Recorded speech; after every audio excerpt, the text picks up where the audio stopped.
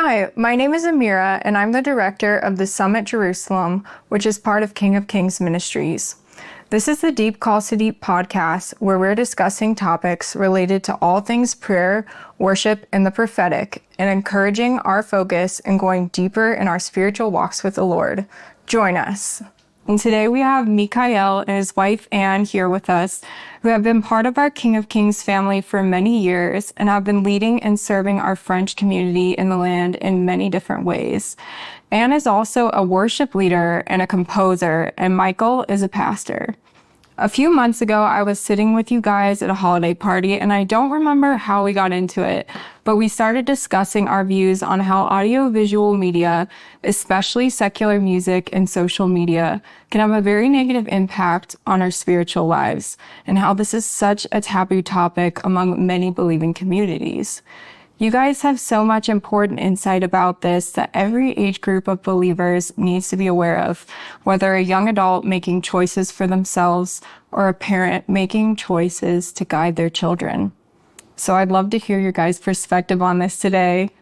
So first of all, Amira, thank you for hosting us today. We're really happy to be here, and thank you for this opportunity to share. Hello, shalom, Amira. Shalom. So I feel that the first thing that needs to be established is there an influence from audiovisual? And are we in any way impacted by what we watch, by what we listen to? Is there even a desire from different people to try to influence others? And so the first thing I think is that we need to understand as believers that we're going to look at a topic, and some people could say, yes, but y'all are fanatic believers and y'all are extremists because you don't want us to do this or to participate in whatever activities. And you think, no, what a lot of the things that we're going to be using as resources today are non-believers who themselves have been saying that media influences us. Yeah. So the idea is really we could break it down in different ways. We could break it down into the influence of videos, of music, of actors, of their lives, of so many things. But there's the power of music that I think we could already start with. And when we look at the power of music, some people could say, well, no, it's exaggerated. Mm-hmm. But if we think for a second, how many times when we listen to certain types of music have we been influenced in our emotions? All of a sudden we get maybe a little sad, or we become nostalgic, or perhaps then all of a sudden we're just happy and giddy and we want to dance. So music has an obvious impact on the way that we feel. Mm-hmm. Definitely. And the consumerism society that we live in today has really used this. And before I even get to music, even though we'll talk a little bit more about music, but it's even used in marketing strategies. Yes. They have honed into it and used it into something or used it for their benefit, actually. When I used to work in retail, when I was much younger, one of the things that we were taught was to use music to influence shopping habits. So we would put fast music, excited music, when we needed the clients to hurry up, rush to their shopping, get in, get out, and move on to something else. And we would use just quiet, mellow, relaxing music when we wanted them to take their time, when there weren't many people in the store, so that way they just enjoyed their time. They felt relaxed in the store. When they're excited, they want to leave. And so if marketing is using it, then we as believers really need to understand that there is a power in all of this media. And we'll be looking at a few more things that we talked about earlier as well. Wow. So over the approximately 25 years that I've been pastoring now, we've encountered a lot of families who have had difficulties within the family realm, and not having enough time with their children, perhaps, or complaining about the influences that they could have, and come to realize that actually a lot of the influence that they have is an uncontrolled or unwatched, unmanaged time in front of either social media or computers or internet or video games or television and music. And a lot of this time being spent without any kind of supervision and just an open gate to all kinds of things. And we know that there are huge amounts of information on the internet, to speak only about the internet. With today's access also to Spotify and different things, we know that just we have access to all kinds of genres of music even that we would have never been able to access just a few years ago, because you had to go out and buy that CD or buy that album. And these things are just readily available now to the children's ears.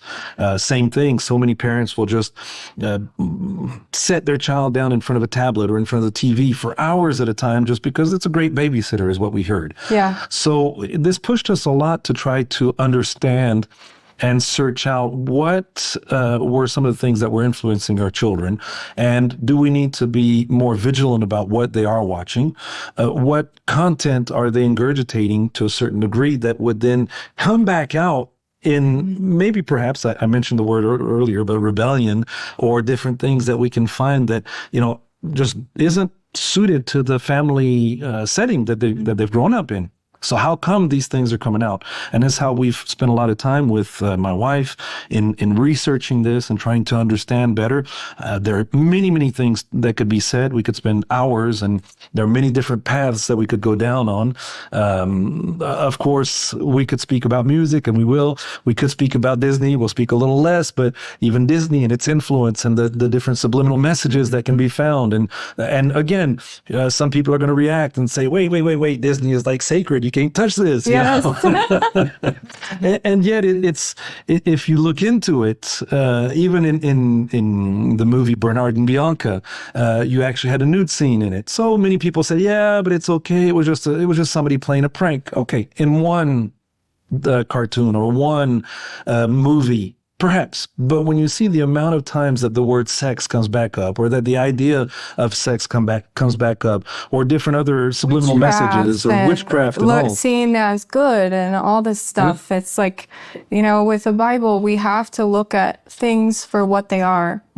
We can't call good evil and evil good. And it's exactly. I think that's so important. It's a reality. Yes, it's a reality that we have to be aware of. Definitely. So many people, I think we could mention people like Beyonce, Katy Perry, Taylor Swift, Lil Nas X, and many, many others who have still today a huge influence on our teens and older people, even sometimes. Right. But many of them we know have come out, and we still can find recordings of them saying, they sold their soul to the devil. Yeah. Yeah, many people will say, yeah, but again, this is just because, or they didn't really realize what they were saying. But what we see on a regular basis is that there is continual symbolism, a lot of witchcraft, a lot of occult, a lot of demonic style activities, to the point that even some of the non-believers are questioning, are we watching witchcraft right now? Right. As was the case, for example, when Katy Perry at the 2014 Grammy Awards, E! News tweeted right after she finished her performance of Dark Horse, they said, did we just witness actual witchcraft during Katy's performance? That's crazy. So, so many things. And I'd like to look at something that I told you we would look at, and I'd like to quote a few excerpts from a book called The Devil's Notebook. Wow. Let's do it. Yeah, dive in. I'm eager to hear this. And I think it's so important to look at these kind of texts. We're being exposed to this stuff through music, through things that we're choosing to actively listen to actively watch if we're, listening to these things. So, yeah. Before I look into it, I'll just mention who it was written by, and maybe make a parallel with so many other artists that we find today. The book was written by Anton LaVey in 1992. Anton LaVey is the founder of the Church of Satan. He's the one who wrote also the Satanic Bible, among other books. He surprisingly grew up and even played the piano in a Baptist church. Crazy. Wow. His mentor was Aleister Crowley, who established a lot of the demonic aspect and a lot of witchcraft, and that was his mentor. But same thing, Aleister Crowley grew up in a church as well. We know others such as Katy Perry or Beyonce or others have grown up also in church and have had an active role. So I feel that here we ought to also maybe set a marker or a call out to our parents, and to the parents who will be listening to this podcast of saying, okay, what is causing our children to run away from church? Or what is it that they're going away from God-centered teaching? Of course, there's a spiritual battle. And that spiritual battle, I think we often see it as the devil with horns. And there is a little bit of that in a lot of the music videos that we see in today's realm. But there's also just things that we don't even consider. And being, again, because this is our topic, it's the audio and the visual. It's the images that we see and that we let our children see, and the influence that is brought about even through the scenarios in these different movies. So the first few quotes, it's not very long, but I would like to read several paragraphs because I feel that it's really important. It comes out of page 84 of The Devil's Notebook, and the title of the chapter is called Evangelists versus the New God. Wow. And these are a few of the things that are written. It says, in previous centuries, the church was the great controller, dictating morality, stifling free expression, and posing as conservator of all great art and music. Today, we have television dictating fashion, thoughts, attitudes, objectives, as once did the church, using many of the same techniques, but doing it so palatably that no one notices. Instead of sins, to keep people in line, we have fear of being judged unacceptable by our peers, by not wearing the right running shoes, not drinking the right kind of beer, or wearing the wrong kind of deodorant. And fear of imposed insecurities concerning our own identities. Borrowing the Christian soul salvation concept, television tells people that only through exposure to TV can the sins of alienation and ostracism be absolved. We continue. There are other things. We don't have to go out early Sunday mornings to get religion. That was too much work. Now all we have to do is click the remote control and church comes to us. We're intimate with television's comforting presence from the moment we pop out of our mother's wombs. We were saying that earlier, how it's easy to just set a child down in front of the TV or in front of a tablet or something. Indeed, TV is omnipresent, shadowing us more than the obsolete God shadowed Joan of Arc. There are television sets in every home, every restaurant, every hotel room, every shopping mall. Now they're even small enough to carry in our pockets, like electronic rosaries. This was written in 92. Wow.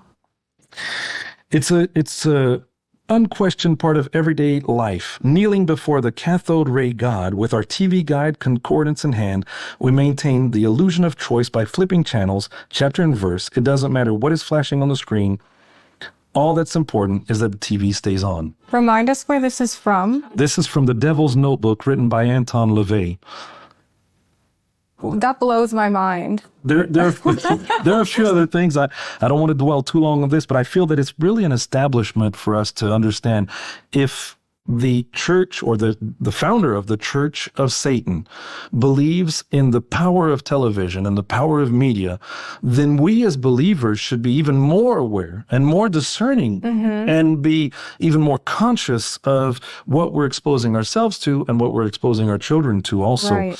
One of the things he says, no matter how much of a free thinker you believe you are, there is still the influence of television in your life. To deny TV would be as atheistic as Ingersoll denying the existence of God. So Repeat that one more time. No matter how much a free thinker you believe you are, there is still the influence of television in your life. To deny TV now would be as atheistic as Ingersoll denying the existence of God.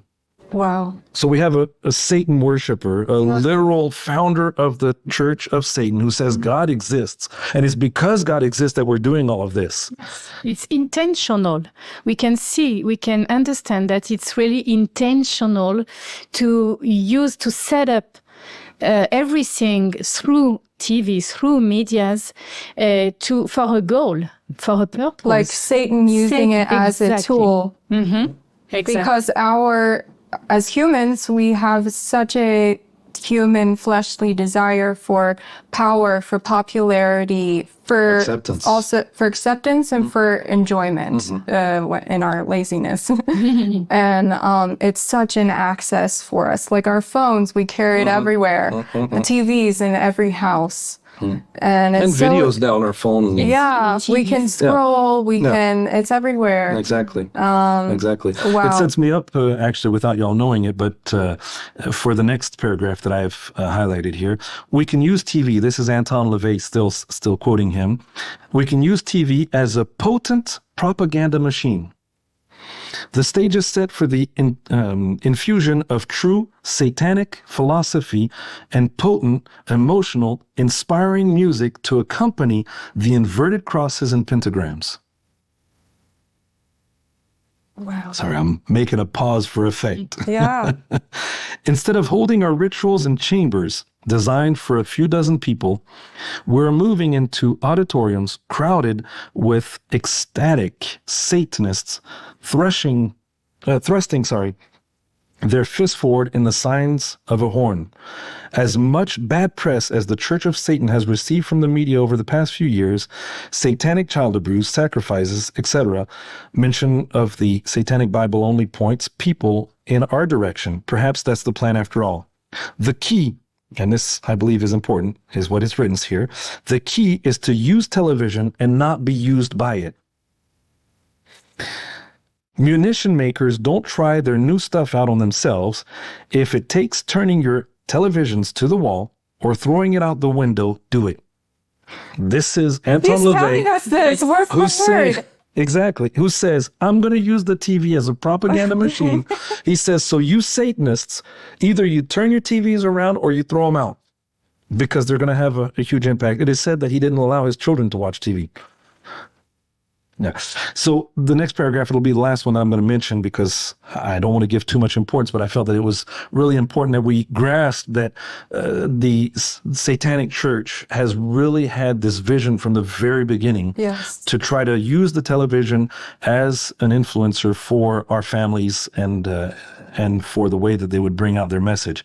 And he says on page 86, he says, the birth of TV was a magical event foreshadowing its satanic significance. The first commercial broadcast was aired on April 30th, 1939 at the New York World's Fair. Since then, TV's infiltration has been so gradual, so complete, that no one noticed. People don't even need to go to church anymore. They get their morality plays on television. What began modestly as rabbit ears on top of family TV sets are now satellite dishes and antennas pridefully dominating the skyline, replacing crosses on top of churches. And get this sentence, this is why I ended up researching this in this book here. The TV set, or satanic family altar, has grown more elaborate since the early 50s. That is really crazy, but I mean, to me, it's like, it blows my mind that this is so, like, I mean, this information is published and out there, and I think so many of us, like, justify what we listen to because of the fleshly desires that we have, and because it's just everywhere. You know, this stuff is so popular, and this stuff is so, like, easy to access. But I think that verse in the Bible comes to mind to me about, if a body part causes you to sin, cut it off. Yes. And I know I personally find myself like having to take like fasts from social media or from media itself or from television because I feel the impact and the influence of it. But I think it's so amazing what you're explaining here, that this is literally their goal. Right. Right. We, just so that everybody who would be listening can understand, we're not saying as pastors or believers that we should never watch television or never use it. We believe and we want to underline this, that there is a power, a positive power also to media. And it's not because the devil is using it for the wrong that we shouldn't use it for the right. We as a family or as a couple initially, when we first got married, chose not to have a television set in terms of having channels and everything. We used a screen and we chose which movies or which shows we would watch potentially. It wasn't something that we did on a regular basis, but we still participated in entertainment because I think that we can still get good entertainment. And we see it also from different believing organizations who have made Christian films, believing films, encouraging and spiritual content that has really had a powerful impact also on many people in the world.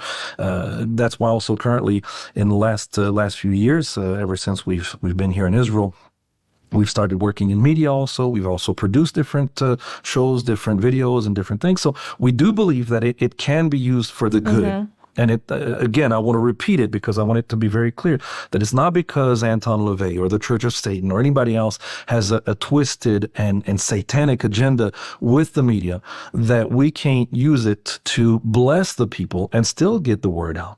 We know, and we have different testimonies of many of people who have been touched by different shows, different testimonies, different sermons, or different things that were broadcast. The Chosen, I think of, like, that's touched tons and tons of people. So earlier I was just mentioning, because I feel that it's everywhere, and we mentioned the music, which also he says that he would use to really be able to control to a certain degree the different people and impact the different people. But we mentioned the Grammy Awards, which is known, unfortunately, it's regularly cited in the news for satanic type activities or witchcraft activities or whatever it is. Even the Business Insiders ran an article a few years ago about some devil horns that were given. It was in 2015. And they were saying that the devil horns are yours. It was AC/DC had passed them out for their first song. They were doing the opening for the Grammy Awards in 2015, and they were singing Highway to Hell. Oh, wow. And they passed out devil's horns that would light up. And then there was a message on the prompter that said, "Ladies and gentlemen, the devil horns are yours to keep, but please put them away for the rest of the show. Thank you." And so it's horrible. But it was also, when I'm watching this, it's like how light, it's just devil's horns, and it comes back. We've seen as I mentioned the symbolism earlier, whether it be Katy Perry who comes out of a magic ball through, or a magic ball into the Baphomet, which is representation of Satan, who we also find in many pictures when we have the pentagram, and we've got all these symbolisms that continually appear. Beyonce also, who has different things, and we know also from Taylor Swift's last tour as well, where she was acting as almost like a witchcraft. It was literally like a witchcraft ceremony in her music video. Right. So, some people defend themselves by saying, yes, but they don't realize what they're doing, or it's just a fad or whatever. Yeah, but it still has a spiritual impact. And I feel that we as believers, whether it be for this, but for many other things, we don't allow ourselves to really understand that, as we see it in Daniel also and many other places in the Bible, that there is a spiritual battle going on over our heads. Yes. And it's not just watching TV, or it's not just listening to a song. There's a spiritual significance to these different things that are happening. I would mention different even acts that we can do, and how when during the ceremony or the award ceremony and different times of these songs, several newspapers have cited or said, it seems though there are spells that are being sent out on the crowd, including the last one with Taylor Swift. Yes. So I heard that too. There are many things going on. Are they conscious of it? I don't know. I'll say it this way. The Bible says that if we're not with God, we're automatically without him. So therefore we're with Satan. We're with Satan. Right. Which means that whether they realize it or not, they're going to act out something because they're part of a system, of a spiritual system that maybe they don't even realize. But for sure. I don't want to point out anybody specifically and say, oh, they're wicked, they're this and that. But I feel that there is a spiritual influence that they're bringing anyway to the scene. And we have free will and we have a conscious choice to make about what we're consuming. Yes. So I think that's a really good point you're making. Would you believe that in 2015, MTV ran an article and it was titled 19 Grammy Moments That Prove That Illuminatis Are Definitely Real. And they speak about all of the satanic and all of the occult that some of the singers and performers have brought to the scene on the at the Grammy Awards. Wow. I do believe that.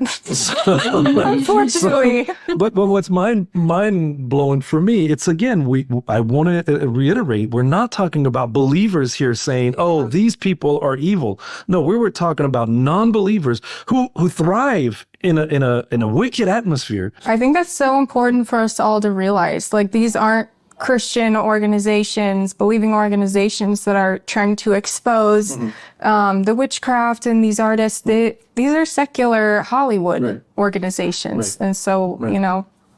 And we see, if for time's sake, and also because I don't want to give it too much importance, but we see in The Devil's Notebook how I haven't read everything but I did read the full chapters on the ones that I mentioned. But we see how much he wants to use television media as a way to bring in new ideas. So I could mention, for example, the 2023 Grammy Awards with Sam Smith, who says he's non-binary, and his co-singer, who is named Petrus, who is transgender. And they won an award. It was in 2023. They won the Best Pop Duo Group Performance award. And the Petrus would say, I'm the first transgender woman to win this award. And I want to thank all the incredible transgender legends before me who kicked these doors open. And so we see how much I feel it's not just music again. It's not just a cult or Wiccan or witchcraft, but it's really a whole mindset that's being brought in through the music, through the media. It's okay to be transgender. It's okay to be non-binary, and it's even part of life, and it should be.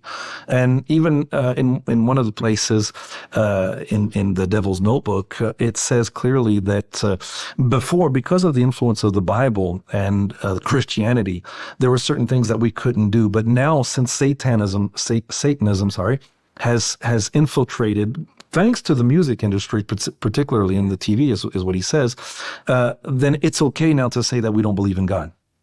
So he agrees and pushes this idea that this whole media is not just entertainment. It's an agenda, and it's something that's going to help people get freed from religion, what he would call Christian religion, of course, but to attach itself to satanic religion. That's scary. So, yes. So, Michael, what can we think about some Christian, known-to-be Christian group participating in that kind of ceremonies like the Grammys or, having that kind of rewards? Wow. It's a slippery slope. Now, is it meaning that we can be part of this world as Christian, as believers? Can we expect having, this type of famous, recognizing, you know what I mean? Mm-hmm. Oh, so for Christians in Hollywood, what? Yeah, that's a great question. Mm-hmm. I feel that it's one that we can't answer fully because we're not in people's hearts. But I feel that if we're speaking to different individuals, first of all, I hope that we're speaking to strong believers who already are aware that there is a spiritual battle taking place, that the media and the music industry and the movie industry and everything else around can have a huge impact. And if we are aware, as we mentioned today, the influence that the Satanic Church has had on the media and the agenda that they have, I feel that we could say, okay, I can be a part of that world. I could be a part of the Grammy Awards world because perhaps I can influence it. The word, though, also mentions to us that we need to be very careful, because it says that we can be corrupted by the people that we also associate with. So I feel it's a very, very difficult line to draw. I would not say, oh, never, and it's not good, and don't ever go there because you're obviously evil. But if we as believers are seeking the approval of non-believers for our believing music, then we're actually going against what Yeshua told us when he says that we will be hated, because we cannot be different than the master. If the master was hated, then we'll be hated. So if our music appeals to the world and is congratulated and rewarded by the world, then I feel that maybe there are a few things that we need to review. Either it's the wrong spirit, or either the wrong words or the wrong attitude has been portrayed, because we're aligning with their values. And as I said earlier, we don't have the same spirit. We are children of God. They are children of Satan, unfortunately, whether knowingly or not. 100%. And we're supposed to be in the world and not of it. Mm-hmm. So that is a very narrow path. Yes. And we talked, I remember, Amira, we talked many months ago about what is to worship. And as a worship leader, I've been worship leader in churches for many years. And I'm asking today, what is to worship? Is it playing nice music, singing nice words, of course, worshiping the Lord, praising the Lord? But maybe it's something more than just singing, just playing music. And today, as we feel, as we see how we can have success in Christian music, even for non-believers. Some non-believers are loving the Christian music and rewarding Christian music. So, it's a question for me today, because do we seek for success, or do we seek to glorify the Lord? And for me, David, King David is really my reference as worship leader, as worshiper in the Bible. He didn't have any kind of strategies, for composition. He was just worshiping the Lord, sometimes without instrument, and sometimes maybe without singing. And it wasn't just singing, it was also praying, and it was also dancing. So again, worship shouldn't be looking after success. Yes, that's such a good point. And in David's case, it says in the word that the Lord's hand was on him. Mm-hmm. And that is where his success came from. And the Lord chose him because of his heart, because of his worshiper's heart. And I love that point that you made. And I love also this quote from Yeshua. Really, for me, it's meaningful. In John 4:23, verse 23, Yeshua says, "But the hour is coming, and is now here, when the true worshippers will worship the Father in spirit and truth. For the Father is seeking such people to worship him." Amen. Amen. So again, for me, it's very important to try to find the balance, even in worship world, if I can say, worship context, to not lose the focus. That is really, worshiping is having a posture, is the intention of heart. It's not just having nice songs and, nice music. And I think our generation needs to hear that, so badly, needs to internalize that, because what we see, especially in the media, is our culture says it's all about hustle, it's all about the platform, it's all about success. But when you get to that place, it's you have nothing and it doesn't matter, and you just want another one. You want another platform, you want another title or whatever. And the Lord looks like the model of David. The Lord looks at your heart, and the only thing that will matter is where you are with him. And that's the only like thing that you can take with you, is your journey with the Lord, your closeness with him, and the work that you do, for his kingdom. And so thank you for that reminder. In terms of worship, I think it's important also that we underline that many scholars believe that Satan was in charge of music. Yes. In the heavenly realm, before the fall, of course. Right. And so if he was up there and the one who was supposed to worship God and who desired that worship, I think it's very fitting when we look at what's happening on many stages today. And not only in worship, but unfortunately it is gaining our worship stages as well. It's exactly that. It's that we're on a stage, we're performing, and it's a self-glorification or a self-gratification. And as you mentioned also, it's a type of success finally. Oh, they appreciated my voice. They appreciated my singing. They appreciated my music. They loved me. And all of a sudden we're finding this same, I would say, attitude that perhaps Satan had in the sense of, wanting to be worshipped himself. And this desire to say, oh, it's me. I'm the one producing this. And yet the word says clearly that we can't do anything without God, and that any talents that we have come from him also. So I feel that it's really a dangerous place. And many a times we have set people on the stage because, they sing well or they play well. And sometimes we've even had some congregations or churches where it's non-believers who are singing or playing because they do a better job than the believers. They're better professionals in terms of music or in terms of singing. But what was mentioned earlier, also what Anne mentioned earlier, is what's in the heart. And how can we worship God if the intent is to also be recognized as an idol to a certain degree, and I'm using that word on purpose, but as somebody who's amazing and who can be referred to as, wow, this is a reference in the worship world, then all of a sudden we're elevating the person instead of elevating God. So I think we need to be very careful on that aspect, because it's very, very quickly a slippery slope, as I said earlier also. Yeah.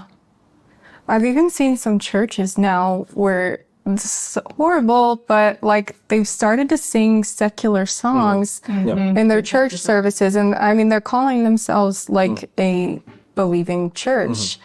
But they'll bring in like a song or two that's secular to their service. And to me, that's like, it's pagan. I think to me that's on the same track. It's how are you worshiping the Lord with this song that's not even about him? Right. But earlier you mentioned something, and I think you quoted indirectly Isaiah 5:20, where it says, that woe to whoever calls evil good and good evil. Yes. And this aspect also. But I'm reminded for myself as I hear you talk about Luke chapter 18, verse 8. Where it says, when the Son of Man returns, how many will be found on earth who have faith? And if we're mixing continually, and yet that's what the world is teaching us, though. And I was watching an excerpt from something a few years back, and it was talking about different movies that are currently in Hollywood, on the Hollywood scene, and how so many of them, talk about miracles and about God and about Jesus and about different church aspect and all this life. And it ended by saying we need to be very careful when Hollywood, non-believing Hollywood, is making movies about God and is making movies about church or miracles, because then we know that there's going to be a twist to it. There's something going to be wrong somewhere in there. There's, theology is already very delicate, even sometimes among different believers, because we have different views. But if Hollywood, who is a non-believer, they're going to bring confusion. And as you said, then, okay, singing secular songs during a worship service is normal. And then all of a sudden we're getting away and away and away from the Bible and biblical principles. And this is where I see Luke chapter 18. Well, when the Son of Man, Yeshua, comes back, will he find faith? Will he even find faith? right. So, I really agree what you said, Michael. And it reminds me this verse in Romans 12:2. Do not be conformed to this world, but be transformed by the renewal of your mind, that by testing you may discern what is the will of God, what is good and acceptable and perfect. Because, of course, we need to be able to discern what is wrong, what is good, right, before the Lord, before God. And because all of this confusion around us, we really need Holy Spirit to renew us continually. Yeah, absolutely. And many people know also Romans chapter 12, but you also find a very similar verse in 1 Peter 1:15-16, when it says, "As obedient children, do not conform to the evil desires you had when you lived in ignorance." So I feel that today, even if it's just an introduction, you can't be ignorant today anymore. That's such a good reminder. And so you've heard things, whether you believe us or not, whether you feel, oh yeah, that's this we really heard. Now we need to use the discernment that God has said that we can receive from him if we seek him. And I love what Charles Spurgeon says. He once wrote that discernment, well, let me go back. Often we define discernment as the ability to judge well. Okay, to know what's right or wrong. Charles Spurgeon took it another step and he said, discernment is not the ability to tell the difference between right and wrong.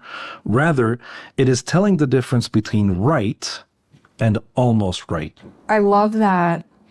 And so many times we as believers, we play with that almost right. It's not too bad, Yeah, because we were saying before, that's what Satan does, is he takes God's model and he skews it just a little.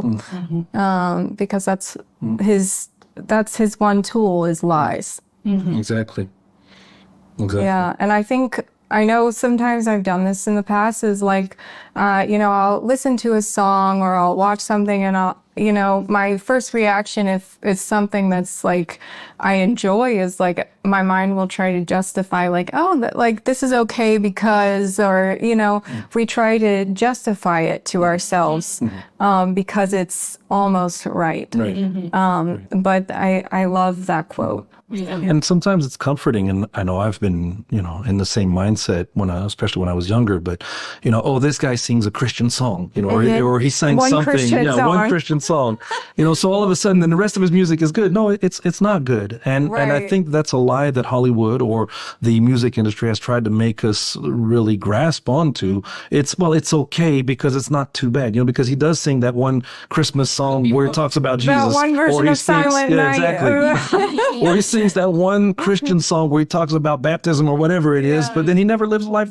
that's in accordance with it. Right. So one of the advice that we can leave is something from a quote from Joanna Fortune. She's a leading psychotherapist and author. And she says several things. First, she says that young people are being allowed to consume extreme views without the mental capacity to understand what they're experiencing. And she continues and says it is usually imbalanced, biased, and disturbing. Think about the messages they're absorbing. Think about what they're getting into their minds. And we remember also that if we want to guard our heart, these are Yeshua's words, then we need to really watch or be careful at what we watch and what we let enter into our hearts. And I feel that our eyes are really a doorway to our soul and to our hearts also. And she continues and then she says something, and she speaks to parents.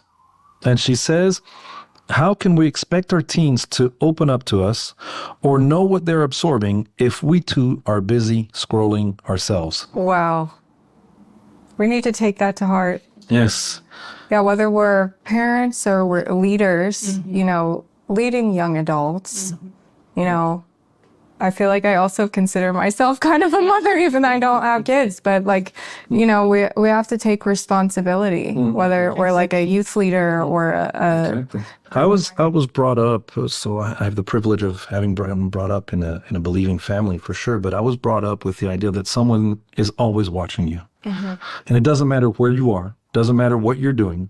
Somebody is always watching you. So if we say one thing, but we live out another, then people will see it. And I feel that whatever we say is important, then we should also enact on it.